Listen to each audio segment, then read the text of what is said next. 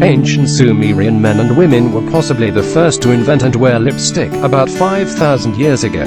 Ancient Sumerian men and women were possibly the first to invent and wear lipstick, about 5,000 years ago. They crushed gemstones and used them to decorate the faces, mainly on the lips and around the eyes. They crushed gemstones and used them to decorate the faces, mainly on the lips and around the eyes. Egyptians like Cleopatra crushed bugs to create a color of red on their lips.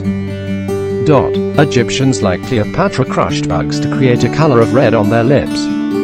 Women in the ancient Indus Valley civilization may have used rectangular pieces of ochre with beveled ends as lipstick. Ancient Egyptians wore lipstick to show social status rather than gender. They extracted the red dye from fucus algin, 0.01% iodine, and some bromine mannite. But this dye resulted in serious illness. Lipsticks with shimmering effects were initially made using a pearlescent substance found in fish scales. Women in the Minoan civilization colored their lips with bright red cosmetics.